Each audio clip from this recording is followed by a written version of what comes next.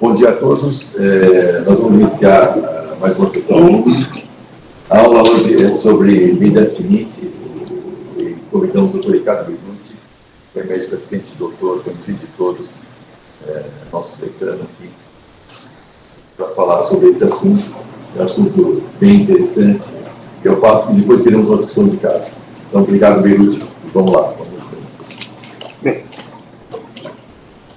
eu vou agradecer o convite, se bem que esse é um tema que eu tive que realmente preparar essa aula meio do zero. Eu revi as minhas apresentações, a única vez que fiz uma apresentação desse tema foi há 20 anos, no Colégio Brasileiro de Cirurgiões.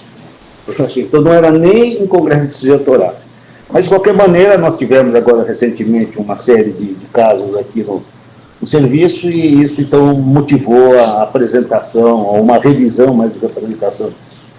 É uma afecção rara, ela é pouco reconhecida na avaliação inicial. Os pacientes procuram os serviços de pronto atendimento, isso passa como uma amidalite, uma dor de dente, alguma coisa assim, o doente recebe um antibiótico, que só atrapalha, na verdade, no reconhecimento da doença, porque mascara ou altera os sintomas, não é?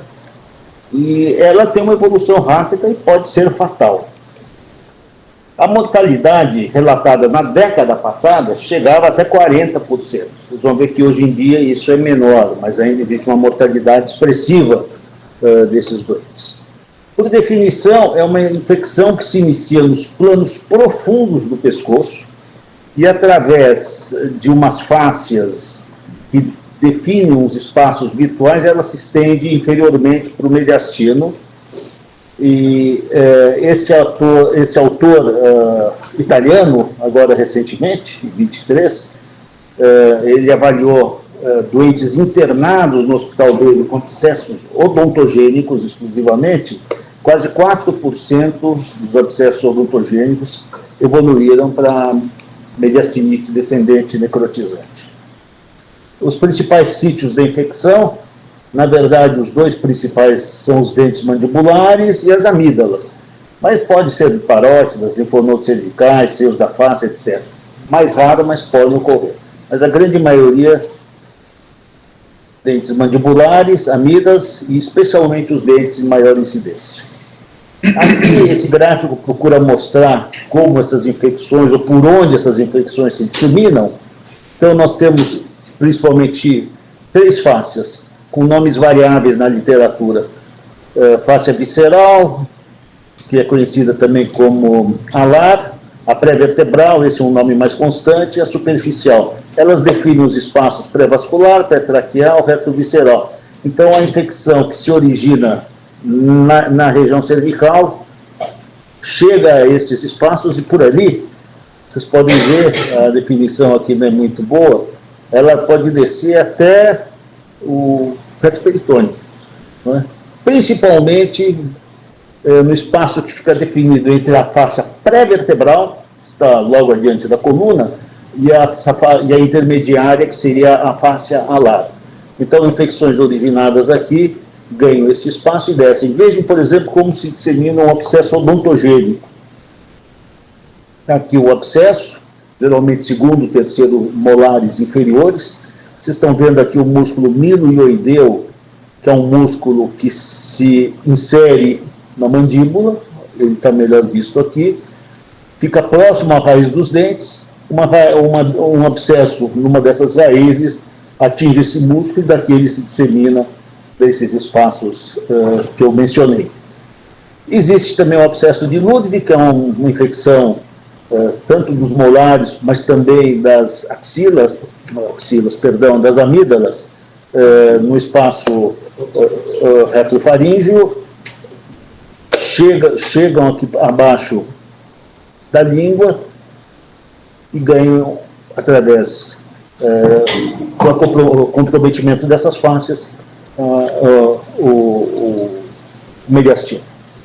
Vocês veem que são estruturas, todas elas num espaço muito exíguo, né? Estão aqui as amígdalas, logo aqui está a mandíbula, então é muito fácil esse espaço ser comprometido e daí disseminar a infecção, como a gente vê aqui, por exemplo, espaço submandibular, Veja que, antes de mais nada, que a maxila quase que não contribui com nada nisso, mas a mandíbula sim, não é?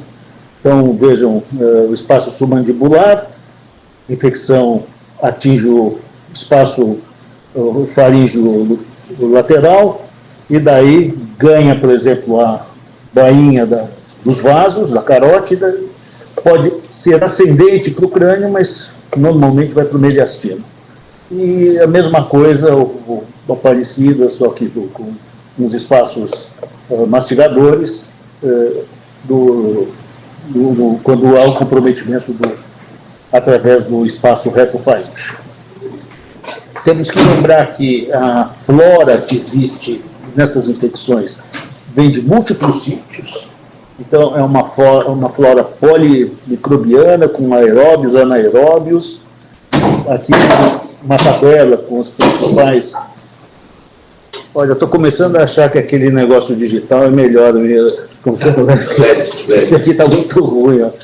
Mal dá para ler, mas enfim, são as bactérias mais presentes nessas infecções.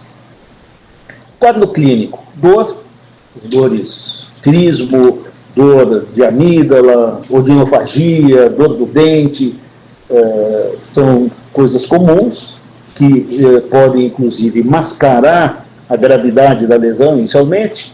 Enfisema subcutâneo, obstrução da diarreia e derrame pleural, o que acaba determinando insuficiência respiratória, e, finalmente, na evolução, a sepse, que determina a gravidade realmente do caso. O diagnóstico é feito pela história, pelo exame físico. Muitas vezes, ao exame físico, a palpação do pescoço fica prejudicada, já pelo tratamento empírico inicial. Há necessidade de se prestar atenção nos marcadores séricos de inflamação e infecção. As culturas acabam não ajudando muito, porque, como eu disse, é uma flora polibacteriana. E de imagem, embora tudo isso possa ser feito, a tomografia é o exame definitivo. A ressonância seria um bom exame para se fazer para esses doentes, mas ela é logisticamente difícil de ser realizada.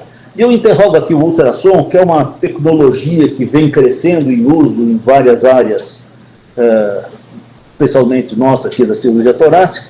Eu diria que talvez para avaliar o pescoço, ou avaliar as pleuras, me parece ser um bom exame, embora só encontrei uma menção na literatura a respeito do uso do ultrassom no diagnóstico desses doentes. Lembrar da palpação dos gânglios, né? Nós temos várias estações linfonodais a serem avaliadas na região cervical. O ultrassom poderia até ajudar também na detecção desses linfonodos, especialmente os mais profundos. E aqui uma radiografia que mostra, não é comum a gente conseguir ver isso, mas vejam, um abscesso retrofaríngeo numa radiografia lateral. Não é um exame, é um exame que vai acabar sendo pedido, como sempre se pede uma radiografia antes da tomografia. Mas eu não sei se ela é custo efetiva, se vale a pena perder muito tempo nela. E na tomografia, esse é o achado que define o quadro, a presença de gás no mediastino. Veja que o gás não necessariamente está sem grande quantidade, mesmo uma pequena quantidade de gás aqui já é suficiente para definir a doença. E também outros achados, como, por exemplo, o edema e a necrose da gordura mediastinal, evidentemente associada à presença de gás, derrames pleurais unio-bilaterais, com a telectasia passiva do pulmão. Tudo isso faz com que a tomografia nos ajude não só a confirmar o diagnóstico, mas a avaliar a extensão da doença e, com isso, determinar a abordagem e a via de acesso. E, depois de tratado o doente, ela vai servir para avaliação evolutiva do tratamento. Aqui, um caso nosso que mostra realmente como a tomografia nos dá uma boa ideia da extensão da doença. Veja, gás do mediastino, enfisema de subcutâneo, o gás se estende para o mediastino posterior, derrame pleural. Esse gás vai, inclusive, permear a pleura doente, de forma que a tomografia é um exame absolutamente imprescindível para conduzir esses casos. Opções cirúrgicas que nós temos para esses doentes. Drenagem percutânea. Que eu saiba, nós nunca fizemos aqui, pelo menos eu não me lembro de ter visto, mas é descrito na literatura. A drenagem cérvico-mediastinal, entendo isso daqui como cervicotomia exclusivamente. Ela se aplica para as lesões cervicais e, eventualmente, do mediastino superior. E essa vai ser a incisão que os otorrinolaringologistas, que é a especialidade que frequentemente recebe esses doentes por avaliação inicial, faz. Mas o tratamento que realmente tem maior aceitação e melhores resultados é a drenagem cervical e uma toracotomia, tudo no mesmo ato. Embora isso possa ser feito em 2 tempos. Se faz a drenagem cérvico-mediastinal, se procura resolver o mediastino superior, via de regra isso não é suficiente, aí então no segundo tempo se faz a toracotomia subsequente. A cirurgia torácica videoassistida vem substituindo progressivamente a toracotomia e com resultados que hoje estão bastante consolidados, de forma que é outra opção. Mas lembrar que isso aqui é um substituto da toracotomia, não da drenagem só cervical. Observação está interrogada. Dificilmente isso é uma conduta a ser tomada e vai ser muito raro a gente só ficar observando um doente desse, então isso não é nem aconselhável. As etapas do tratamento.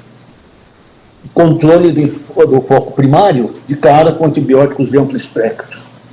E tentar, muitas vezes, nos abscessos dentários, promover a extração dentária para controlar o abscesso dentário que está ali presente e que é um foco perpetuador desta infecção.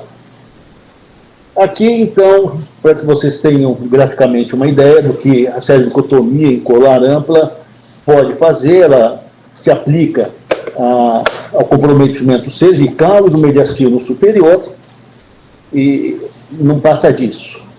Então, existem situações em que realmente a infecção vai estar contida a estas regiões, aí sim é uma via de acesso aceitável.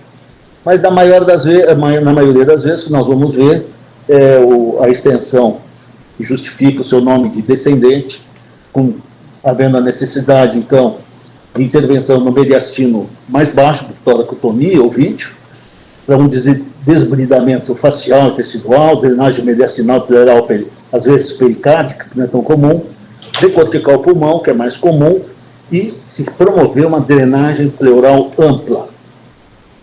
Vias de acesso: toracotomia postero-lateral, geralmente à direita, toracotomia bilateral clamshell é menos frequente, quando há um comprometimento extenso dos dois lados. A esternotomia longitudinal, ela se aplica bem para casos de infecção anterior do mediastino, que são menos comuns também.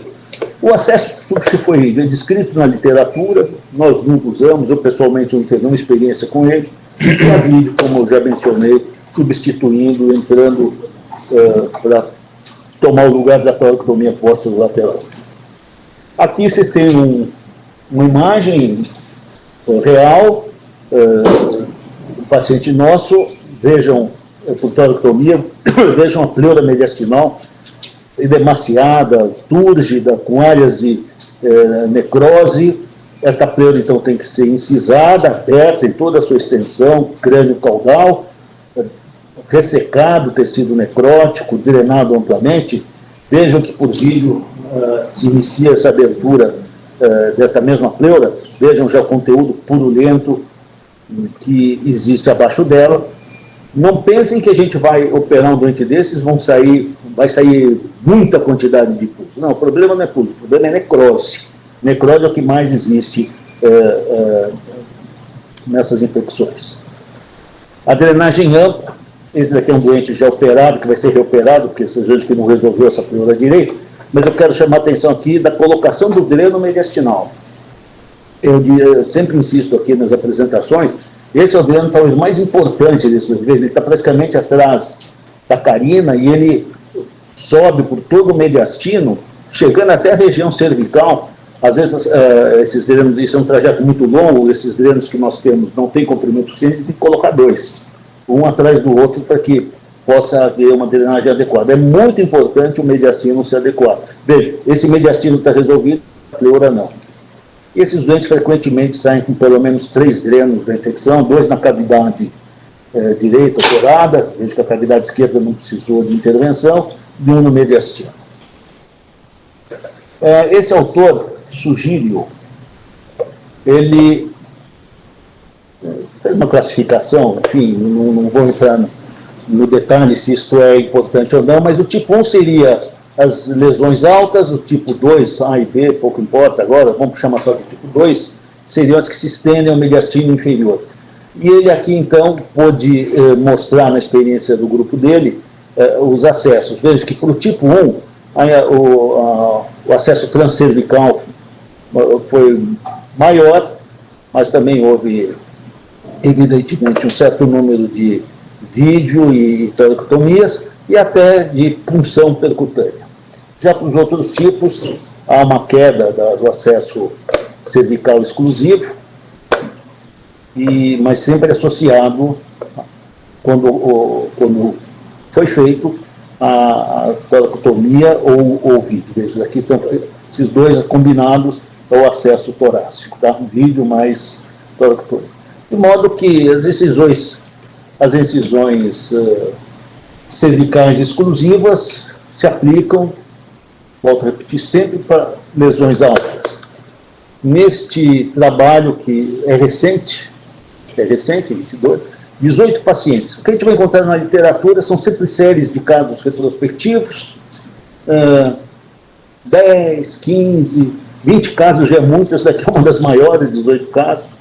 Cervicotomia e toracotomia em 8 pacientes, cervicotomia e vídeo em outros 4, 7 foram reoperados, isso é muito comum, esses doentes terem que ser reoperados, acesso bilateral em 4. As complicações, 40% de pneumonia, 20% fístula pleural. E se a gente somar isso, delírio, complicações neuropsiquiátricas, que a gente, pelo menos, realmente não vê com frequência, que isso já faz 80% de complicações. Nessa casuística, acho que até se explica, porque a gente vê que a idade desses doentes era maior. E ele define isso como fatores de risco. A idade maior de 60 anos, a cervicotomia exclusiva, doentes que não ganharam a toracotomia tiveram maior risco, e um acesso bilateral, que mostra que talvez esses doentes com bilateral eram, doentes mais graves e que precisaram, portanto, de uma incisão ou de um procedimento de maior extensão. Neste trabalho inglês, já de alguns anos, vejam que já nessa oportunidade, esses autores observavam que a cervicotomia sozinha, exclusiva, não era uma boa abordagem para esses doentes. Mortalidade de 47%, que caía para 19% quando existia a drenagem mediastinal associada. Isso daqui, de uma certa maneira, repete aquilo que a gente vê fortemente na literatura e é a nossa impressão aqui também. Esses doentes têm que ter um acesso combinado, mesmo nas lesões do mediastinal. Aqui é um trabalho do nosso grupo,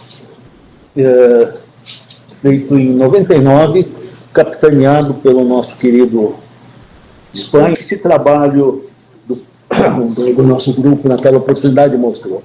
Foram 7 pacientes em 10 anos, 5 homens e 2 mulheres, a idade média é 34 anos, a idade média que realmente acomete esses doentes na prática, porque são doentes mais jovens.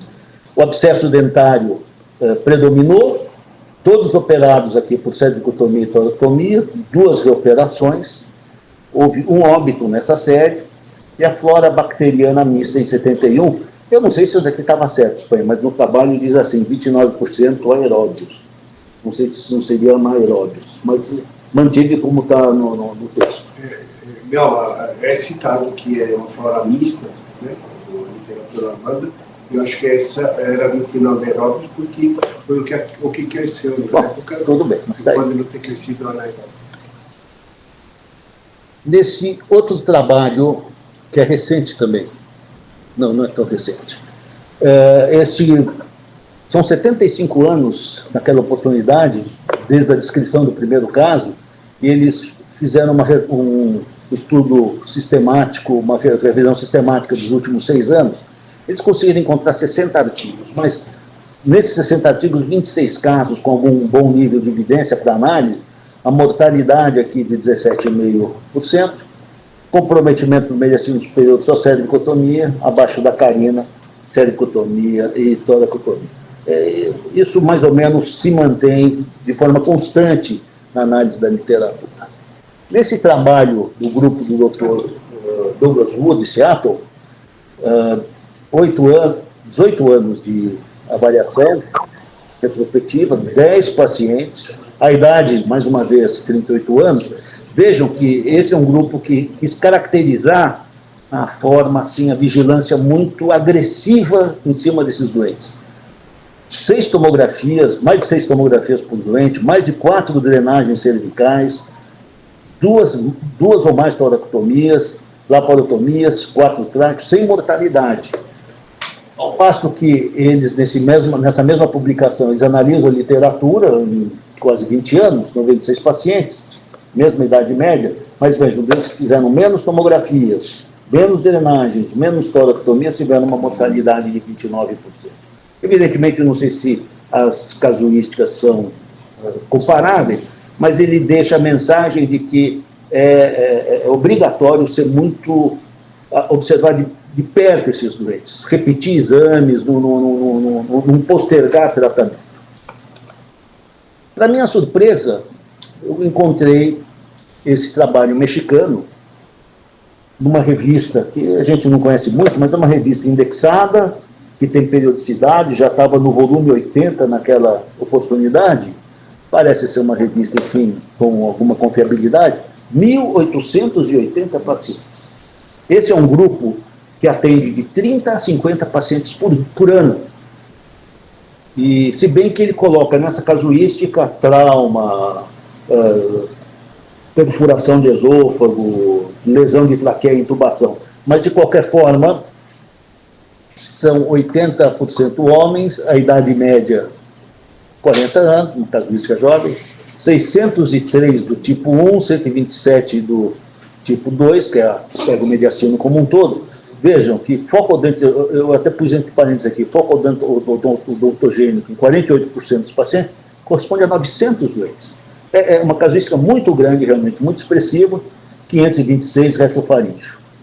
86% deles recebendo a toracotomia direito. E o que esse grupo conseguiu? O grande mérito desse grupo é o seguinte, é isso daqui. Veja a queda expressiva da mortalidade nesses anos, aqui eu não consigo nem ler direito, de 82, 92, 50% para 17% em 2012 e 2016. E eles estabeleceram um protocolo de atendimento. O doente é atendido no máximo 6 horas após chegar ao hospital. Hoje eles fazem tecostomia em praticamente todo mundo, operam rapidamente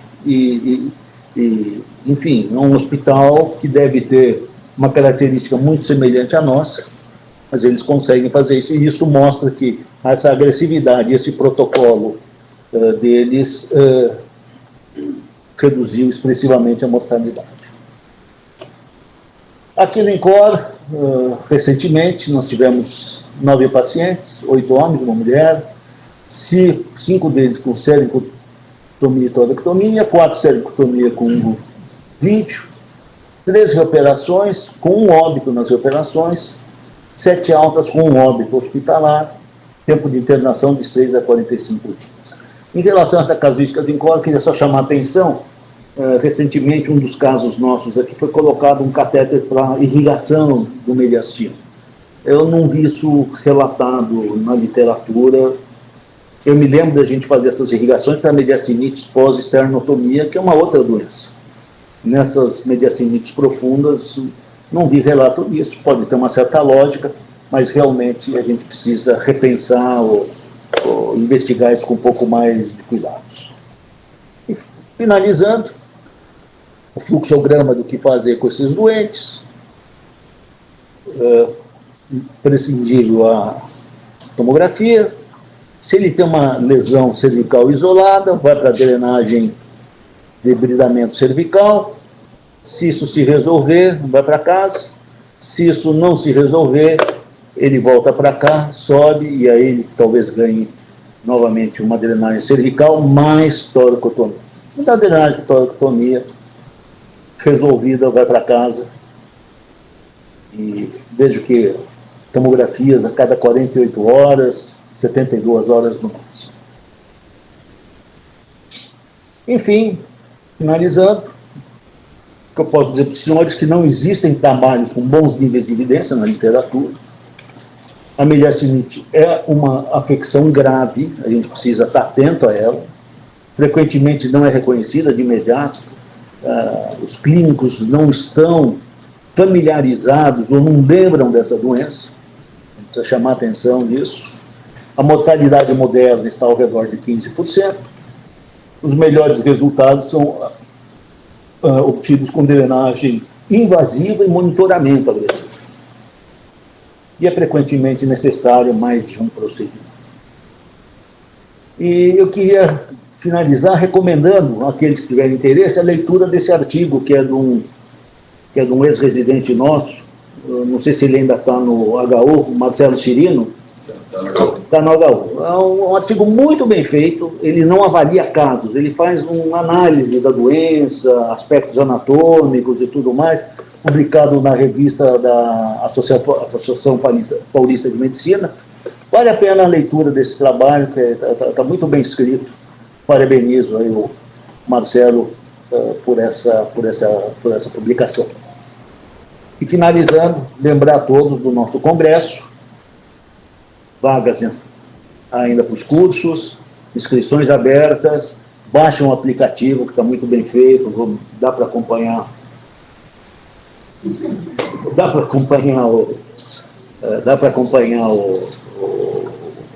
Como está a evolução do Congresso. O livro eletrônico das publicações, dos resumos do Congresso vai ser incluído nele, e com isso, então, eu concluo e agradeço.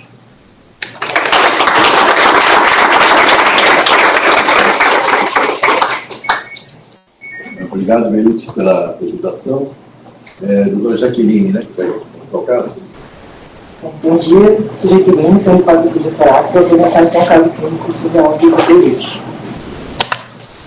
Um paciente masculino, 46 anos, é um paciente que já tem antecedente, nega tabagismo, nega etilismo, refere o histórico de diabetes mellitus, mas sem acompanhamento ou tratamento, nega o uso de medicações contínuas. Então, esse paciente começou com um quadro de iodinofagia, tá? Há 5 dias, inicialmente procurou o OBS, onde foi prescrito anti-inflamatórios e analgésico, porém sem melhora do quadro. Procurou então o PS do nosso serviço, no HC, mantendo a mesma queixa, não estava com febre, tá? E referiu que há 1 dia começou com um trismo, junto com uma autalgia esquerda e a odontalgia em região mandibular esquerda, sem ter mais queixas. No exame físico, então, da chegada, o paciente estava em estado geral, vigil, corado, afebril, eupneica em ambiente, tinha uma simetria facial, estava com abaulamento em região inframandibular à esquerda, com abaulamento palpável, principalmente na cadeia 2A e 2B à esquerda, que se estendia até o nível 3, com calor ao toque e dolorosa palpação. Estava com trismo, então não conseguia fazer a abertura oral, o rua estava centrada e assimétrica, que deu para ver, mas o exame foi um pouco difícil devido a esse trismo. Na chegada, então, foi pedido exames laboratoriais e essa tomografia.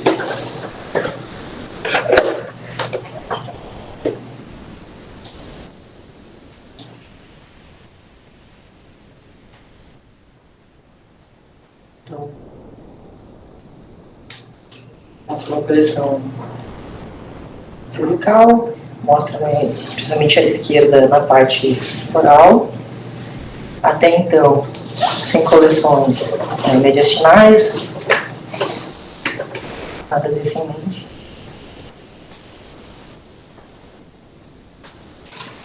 Passar. Pode passar.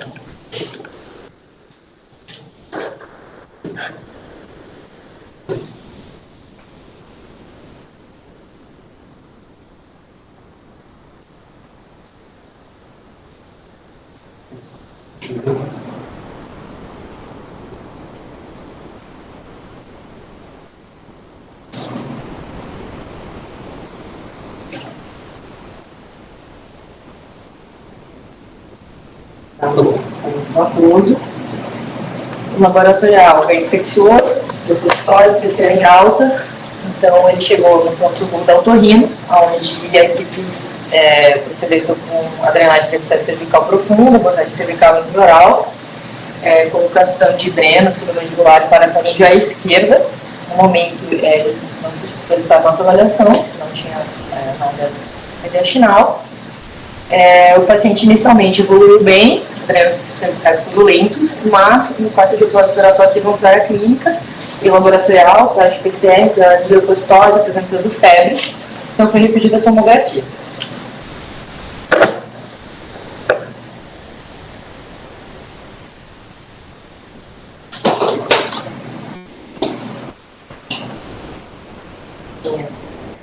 Coleção aos mentais.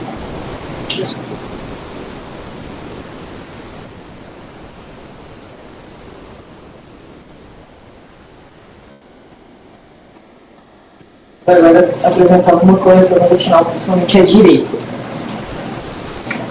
Pode fazer.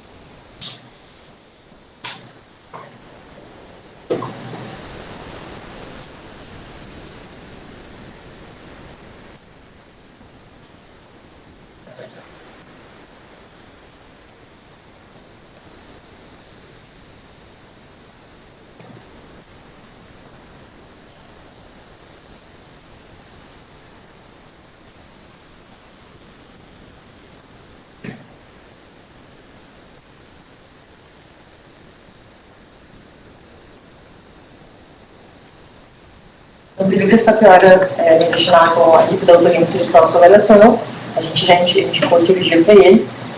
Nossa proposta então foi uma fisioterapia direita, mais exploração cervical, por manter a coleção cervical. Durante o procedimento foi identificado grande quantidade de secreção purulenta e mediastina, realizada a exploração à direita, drenagem, lavagem da cavidade e locação de drenos. Foi deixado então um dreno tubular posterior pleural e um blake mediastinal. Junto com isso, seu resto pós-operatório, junto com isso foi escalonado antibiótico, medidas da clínica, iniciado com a terapia e paciente mantendo tratamento em terapia intensiva. Inicialmente ele evoluiu bem, tá? Mantendo os drenos, já estavam inicialmente purulentos, foram vindo seroso, porém no 9º dia pós-operatório apresentou uma piora clínica, com necessidade de droga vasoativa, piora laboratorial, apresentou de novo febre, e o dreno mediastinal ficou um pouco mais purulento. Com isso, então, a gente pediu para repetir a tomografia. 2.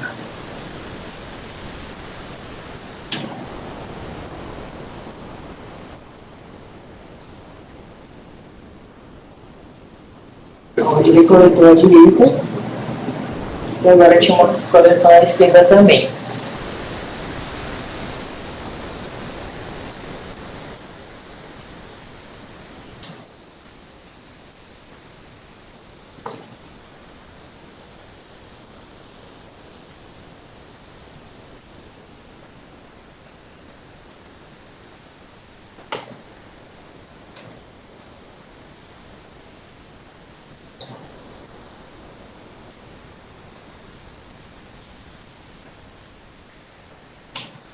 Então, com essa nova tomografia para a clínica, a gente indicou a abordagem novamente, dessa vez bilateral. Então, foi feita uma fisioterapia bilateral, mais exploração novamente cervical para drenagem, porque o dreno cervical continuava purulento. Foi feita a drenagem principalmente dessas duas coleções, lavando bem a cavidade, colocado o dreno mediastinal bilateral e dreno pleural também. Na cervical, eles abordaram um pouco mais agressivo nessa última, tinha bastante necrose, tá? E deixaram 2 drenos também. Esse é o meu XD. Depois dessa abordagem, então, o paciente manteve o tratamento em UTI, agora estava com antibiótico guiado por cultura. Ele melhorou tanto laboratorial quanto clinicamente. Inicialmente, nessa última cirurgia, o paciente saiu da sala de centro cirúrgico com drogas vasoativas dose alta, foi escalando conforme o tempo, foi estubado no 8º PO, os drenos mantiveram um longo período. Após melhora de aspecto e da drenagem, foi retirado então das direitas no 15º e no da esquerda no 17º. Manteve internado, teve alta da UTI no 22º dia de internação, ficou na enfermaria para reabilitação. Nesse período, manteve controle laboratorial e clínico um jeito de melhora e repetiu a tomografia de 23/3.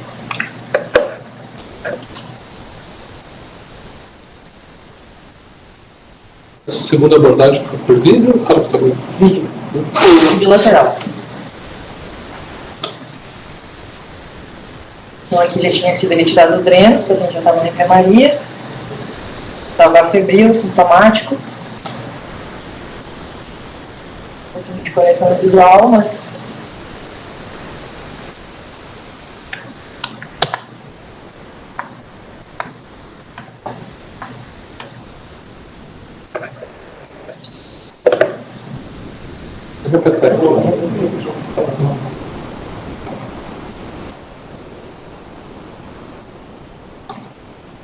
Aqui eu perdi a etiologia para o abscesso dentário, hein? isso. Abscesso dentário à esquerda. Abscesso parafaríngeo esquerdo. Os 9 casos que o Beirute apresentou recentes têm etiologia, Beirute? Pode ir para frente. Não lembro agora. Cabeça do... Mas o que predomina sempre é sempre o dentário, acaba sendo predominante. Eu já te digo. Então, esse paciente, devido à melhora clínica, melhora tomográfica, ele teve alta hospitalar no dia 24/3, tá? Ele até já retornou ao nosso ambulatório, mantém a estabilidade clínica, afebril, está realizando reabilitação domiciliar e acompanhamento com a gente ainda.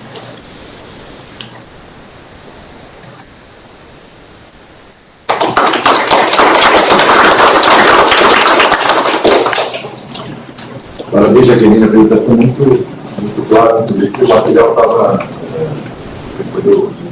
foi de uma modo muito adequado. Pode estender a luz, por favor.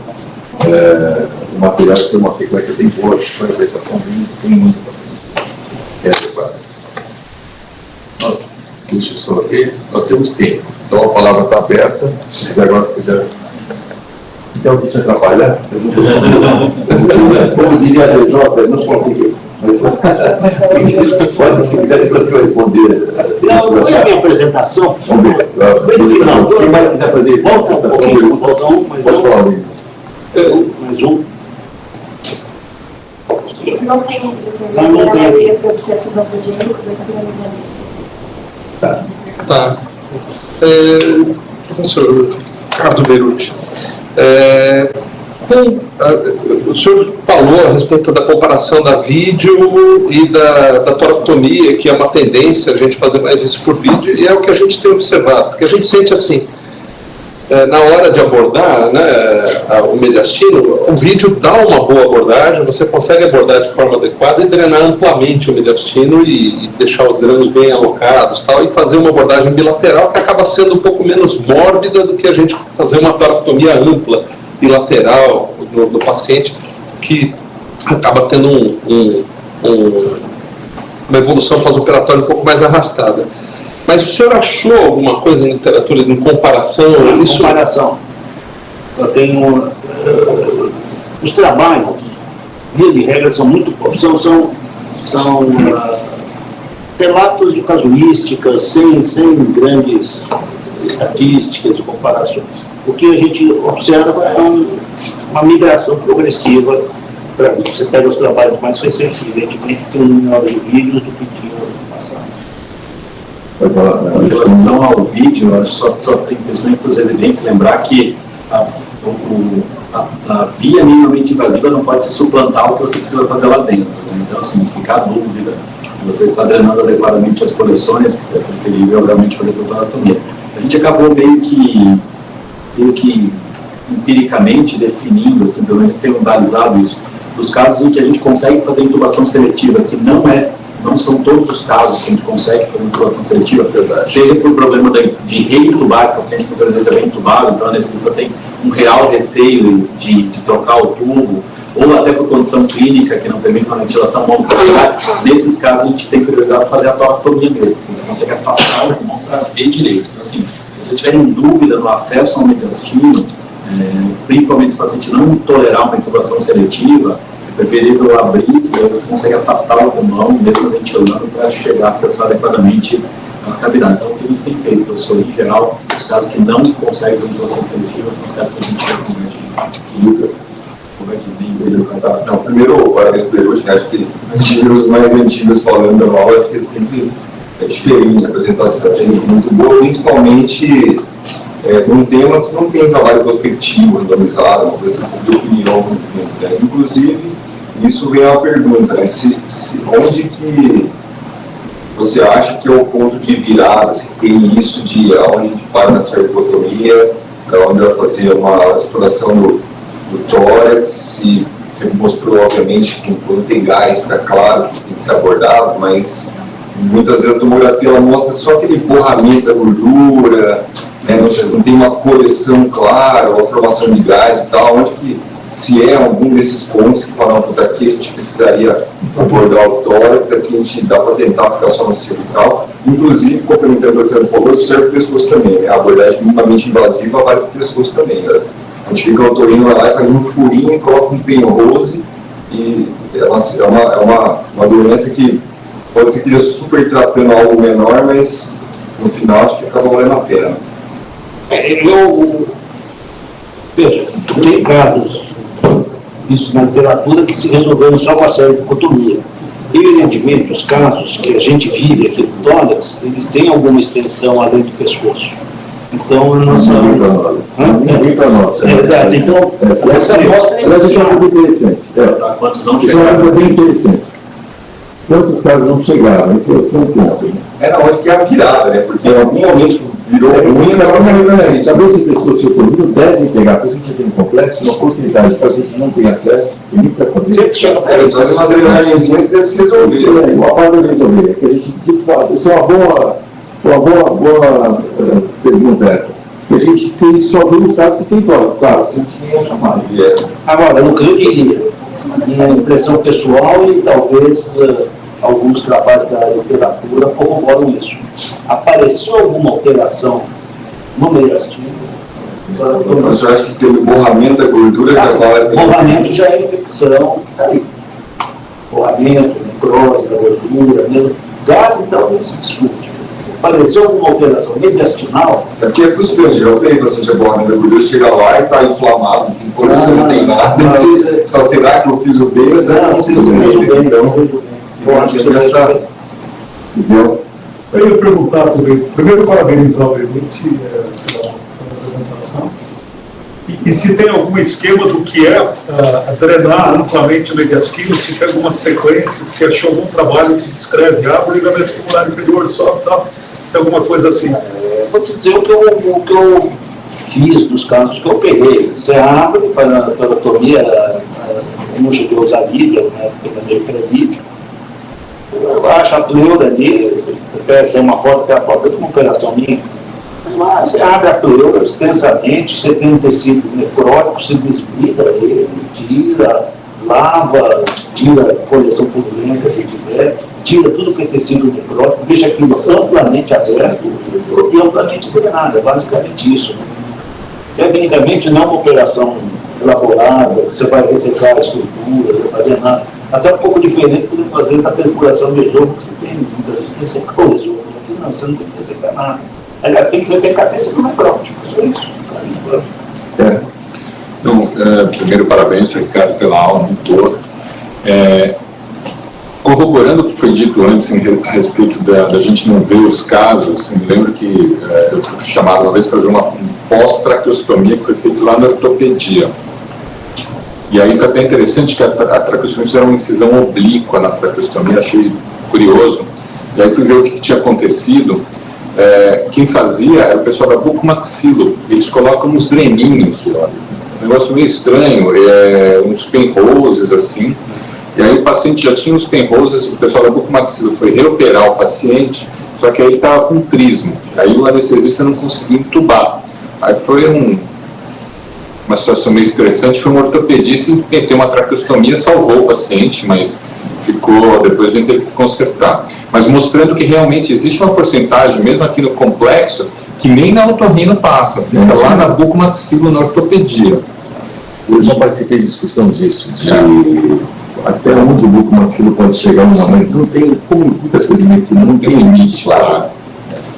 E esse, obviamente, passou o limite, no tanto que quase o paciente foi. Mas, só corroborando isso, outro ponto que eu queria comentar a respeito dessa pergunta do Miguel, eu acho que é muito importante, só até para ficar de mensagem para os residentes, que a gente foi mostrado ali pelo Dr. Ricardo, que tem 2 lugares que você vai ter que abrir, tanto a parte anterior do mediastino, como a parte que fica ao longo do esôfago.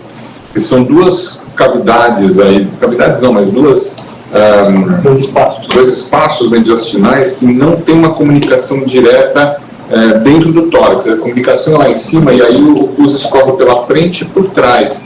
Então é importante ter esses 2 espaços abertos e debridados. Inclusive esse do esôfago você consegue chegar do outro lado até. Então só lembrando que tem que abrir o mediastino posterior onde está o esôfago, porque às vezes a gente mexe só onde parece que tem o pulso, né? Mas os 2 espaços têm que ser conectados. Beleza? A pergunta do Lucas é fundamental. Não tem solução, é uma doença que tem várias áreas que deveriam ter uma educação da necessidade, mandado para um lugar onde tem já todo um fluxo de tratabilidade. É uma doença que precisa ser rapidamente encaminhada, né?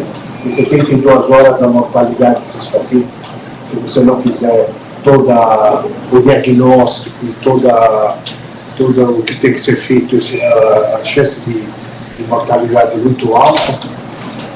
Então eu não vejo muita solução nesse sentido. A gente pode falar sobre a vontade, mas do ponto de vista de materialidade não vai acontecer. A minha resposta para isso é o seguinte: aqui tem cirurgiões torácicos. No momento que eles sejam chamados, o grande trabalho dessas revisões todas é do Woods, que foi extremamente agressivo, e mesmo que você errar por excesso de atitude cirúrgica e de limpeza e de reoperação, a chance de esse paciente, uma vez que o cirurgião torácico não foi chamado, estar o tempo todo monitorizando. Hoje fica mais fácil do que na época que a gente começou a fazer isso, ser extremamente agir como cirurgião torácico. Várias operações, treinar amplamente, enfim. Uma vez que eu fui chamado de cirurgião torácico, muita ação operatória e muita rapidez. Aí entra também esse problema de que você fica dormitando o paciente, observando, não é um bom negócio. Essa seria a grande mensagem aos cirurgiões torácicos. Agora, tentar educar todas as especialidades envolvidas no diagnóstico precoce é muito complicado. Eu tenho uma dúvida se o doutor Ricardo sabe, até conseguiu ver alguma coisa. Quando entra nessa situação que o Lucas falou de borramento na gordura, a gente entra, realmente abre extensivamente a pleura. Você acha que tem validade ressecar a gordura desses pacientes, principalmente aqueles pacientes mais obesos? A gente fica na dúvida, porque, obviamente, se tem muito tecido mediastinal ali, é onde eventualmente a cirurgia pode falhar e você tem que limpar. Chegou a... Não vi, mas eu, na minha opinião pessoal, eu tentaria ressecar o máximo que eu posso, principalmente da gordura, assim. Se ela está alterada na tomografia, ela está alterada anatomicamente. O que tiver com aspecto mais alterado, tentaria ressecar. Porque, no fundo, o que vai acabar depois resolvendo é a antibioterapia com a drenagem. Deixa isso comigo. Então, eu já daria uma ajuda ressecando o máximo possível. Tem uma pergunta para plateia?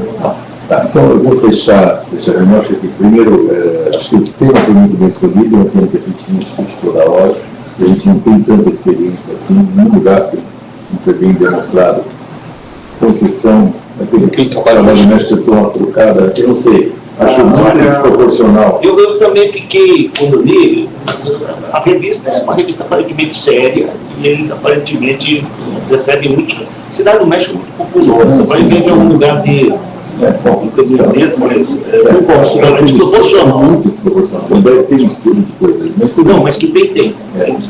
Então, de qualquer forma, assim, a experiência, no geral, e a nossa também, não é tão grande. Né? Então, é um tema que vale muito a pena ter sido revisitado. Então, parabéns pela escolha do tema, interessante. Parabéns, Beruti, pela apresentação. Jaqueline, idem. Acho que as duas apresentações foram bem boas, cada uma seu esquema. Acho que vale a pena a gente revisitar esse tema do ponto de vista de publicação, de apresentação. Estava conversando com o Alessandro e talvez a doutora Paula está ali escondida, a doutora Jaqueline, sei lá, e vocês veem, e acho que vale a pena, assim, foi publicado faz 20 e poucos anos, quase 30 anos atrás, uma casuística que era de 9 pacientes em 20 anos, praticamente. Agora foi levantado mais 9, certamente tem outros casos. Eu estava lembrando, estava também comentando com o Alessandro, eu lembro de, não sei se foram já faz alguns anos, que eu operei no Sírio também, certamente vários de nós têm serviço, tem cirurgias em outros lugares que poderia uma compilação mais ampla ser acrescentada. Essa questão do vídeo, acho que é uma questão que vale a pena numa nova abordagem discutir isso. Eu sei que a experiência nossa também é pequena, então mas vale a pena discutir, porque assim, o que eu me senti algumas vezes, principalmente quando é paciente jovem, muitas vezes, meio, eu não me senti, eu fiz, mas eu me senti muito agressor, assim, eu falei, o que eu tenho que fazer? Eu, no caso, eu fiz cerebrotomia, fiz 2 toracotomias, um paciente jovem, para tirar aquele custo. Quer dizer, eu tenho que fazer isso, o doente vai morrer, o doente grave, acabou, super grave, infelizmente saiu, mas eu puxa, mas é muita intervenção para pouco tratamento. Então, o vídeo nesse sentido, e eventualmente até, acho que em algum momento, pode até vir a ter um robô, em algum sentido, acho que é claro que depende de ter acesso, depende do doente não estar tão instável, mas acho que também uma abordagem que poderia ser feita, a abordagem robótica, você faz uma intervenção lá dentro, não é tão grande, mas se a gente for olhar do ponto de vista cirúrgico, estrito, você abrir as tudo bem, você abre pleura, você abre isso aí se der para fazer com incisões menores, acho que é um grande desalento. Eu me senti, de verdade, eu não me senti, eu fiz, mas falo, puxa, sai com corte para drenar a custa. Eu achei muito agressivo para pouca intervenção lá dentro. Apesar de ter bastante pulso, apesar da indicação ser boa. Então, acho que se a gente conseguir fazer de uma forma menos invasiva, acho que com a mesma, isso que você falou, tem que ser menos invasiva, mas tem que ser tão eficaz quanto, senão não adianta nada. Né? Senão não adianta. Você resolver o problema da mediastinite. Eu só fazer um comentário, a gente teve, quando estava na residência, a gente teve um caso, 2 casos que foram para mim muito marcantes. Um foi também um paciente jovem, a gente fez uma cervicotomia em U, traqueostomia, toracotomia e ainda fizemos uma subtifoide para drenagem do pericárdio. Então foi um caso, esse paciente ficou bem grave, porque ele tinha dentro do pericárdio, inclusive, mas ele saiu. Então, acho que até justifica, mas eu também tive essa sensação de, puxa, será que não tem algo melhor? E eu queria fazer um comentário a respeito da traqueostomia. A gente teve um caso, o Dr. Hélio vai lembrar, de uma menina que a gente fez uma cirurgia, que foi uma mediastinite, e aí no transporte, ela já estava na UTI, ela estava entubada, a gente fez a cervicotomia, fizemos uma traqueostomia de um lado. À noite fizeram um transporte para a UTI, ela estubou e aí não conseguiam entubar e ela acabou tendo uma anóxia assim, violenta, então no fim ela saiu, porém assim, com o sistema nervoso central absolutamente ligado. A partir de então, até o doutor Hélio fazia a gente não só fazer a traqueostomia, como dar vários pontos para fixar a traqueostomia, essa traqueostomia não sair. Então, lembrar que existe essa questão da traqueostomia como uma proteção, em especial pelo crisma que o paciente tem. Porque se o paciente se estuba, é muito difícil depois de você, mesmo na fase aguda ali, com uso na frente da traqueia, não sabemos como é a cervicotomia, acessar para fazer um procedimento de emergência. Então, só uma lembrança aí de um Acho que é uma complicada uma discussão. Perceber que o grupo mexicano, eles passaram a preconizar pela vida. Aquele caso é bem traumático. Eu acho que nesses casos assim, mais iniciais, que o paciente reduziu um estado subchifoide, essa abordagem muscular seria viável. Eu não gosto muito desse acesso. Inclusive, eu acho que o né? Pedro falou de Michel, acho que é uma visão muito ruim para coisas posteriores, assim, como seria subchifoide. Eu não tentaria. Não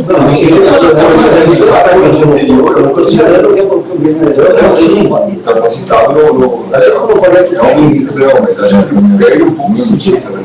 Para esôfago. Porque eu fiz em alguns casos que eu operei, a toda direita sempre vai fazer. Sempre vai dando para a direita. A hora que você debrida bem o mediastino, você consegue digitalmente chegar na pela esquerda. Se a pela esquerda no tumor aqui está limpa, você dá uma usada aí, uma descolada com a mão, e quando muito põe um dreno, até como sentindo com a mão por dentro onde o dreno está limpo. A região cervical, eu costumava também por cima comunicar o dreno do mediastino, ele entrar no mediastino e sair aqui no pescoço. Deixava ele saindo no pescoço, quer dizer, você transformava no fim praticamente só uma cavidade só, amplamente drenado. É muita coisa, eu concordo, mas é uma coisa. Não, isso é gravíssimo. Não, acho que tem que pensar nisso. Volto a dizer, eu vou fechar porque já está no horário. Eu acho que a doença é gravíssima. O importante é sair o doente vivo. Esse é o ponto. Agora, se a gente conseguir fazer isso de uma forma menos invasiva, com a mesma eficiência, é muito atraente. Pessoal, acho que nós estamos no horário, assim, até pela questão da gravação. E muito obrigado a todos, obrigado a todos que estão à distância também. E a gente terá uma outra, como manteremos a programação este ano das reuniões mensais de aluno. Então, teremos a próxima reunião no mês que vem, ainda em data, habitualmente na primeira quarta-feira do mês. Obrigado a todos.